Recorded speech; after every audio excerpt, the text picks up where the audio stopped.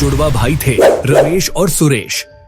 45 की एज में रमेश को अपनी इन्वेस्टमेंट से 35 लाख का रिटर्न मिलता है और वहीं सुरेश को 45 का होने के बाद सिर्फ 20 लाख मिलते हैं, जबकि दोनों भाइयों का इन्वेस्टमेंट सेम 12 लाख था और दोनों का रेट ऑफ रिटर्न भी सेम 10% था। लेकिन इन्वेस्टमेंट करते समय सुरेश ने एक बहुत बड़ी गलती कर दी जो आपको कभी नहीं करनी है। चलिए समझते हैं वो मिस्टेक क्या थी। रमेश और सुरेश दोनों को करीब 25 की उम्र में नौकरी मिलती है और उनकी सैलरी भी सेम 25,000 पर मंथ होती है। तो रमेश डिसाइड करता है कि वो अपनी सैलरी का 20% हिस्सा बैंक एफडी और म्यूचुअल फंड में इन्वेस्ट करेगा, मतलब 5,000 हर महीने, और मार्केट कैलकुलेशन के अनुसार उसे हर साल 10% रिटर्न मिलेगा। मतलब अगर वो 5,000 पर मंथ और साल के 60,000 इन्वेस्ट करता है तो उसे फर्स्ट ईयर में 10% रिटर्न के अनुसार मिलेंगे 6,000 और नेक्स्ट ईयर के लिए उसका बैलेंस होगा 66,000। सेकेंड ईयर में वो फिर से 60,000 और इन्वेस्ट करेगा, मतलब अब 1,26,000 पे 10% रिटर्न मिलेगा, जो कि होता है 12,600। रमेश ऐसे ही इन्वेस्टमेंट अगर 20 इयर्स तक करेगा तो रमेश को करीब 38 लाख, जी हाँ 38 लाख रुपए मिलेंगे। उसका पैसा केवल 5,000 मंथली इन्वेस्टमेंट से 38 लाख बन जाता है। यह आइडिया वो अपने भाई सुरेश को समझाता है। सिर्फ 5,000 हर महीने इन्वेस्ट करो और लखपति बन जाओ। लेकिन सुरेश अभी नया नया पैसा कमाना सीखा था। उसे नया स्मार्टफोन लेना था, पार्टी करनी थी, नई नई जगह ट्रैवल करना था, तो सुरेश ने इन्वेस्ट करने के लिए मना कर दिया।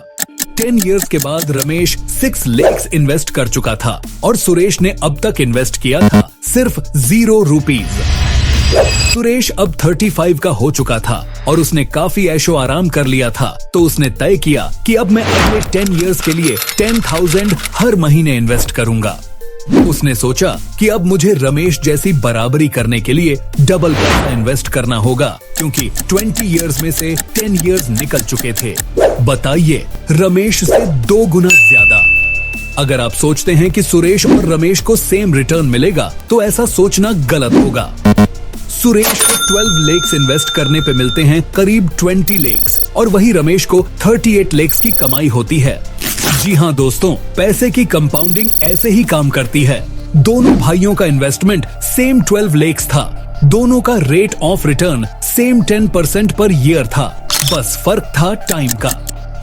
रमेश ने अपने पैसे को बढ़ने के लिए 20 इयर्स दिए और सुरेश ने डबल इन्वेस्टमेंट करने के बाद पैसे को काम करने के लिए सिर्फ 10 इयर्स दिए। सवाल ये नहीं है कि पैसा कितना इन्वेस्ट करना है, सवाल ये है कि कितने लंबे समय के लिए इन्वेस्ट करना है। आप जितना जल्दी अपनी यंग एज में इन्वेस्ट करना शुरू करोगे, उतना ज्यादा रिटर्न आप अपने इन्वेस्टमेंट पे कमा पाओगे। इस कॉन्सेप्ट को मनी मार्केट में स्नोबॉल इफेक्ट बोला जाता है। जैसे एक छोटा सा बर्फ का गोला पहाड़ से लुढ़कता है और नीचे आते आते वो बड़ा और भयानक रूप ले लेता है।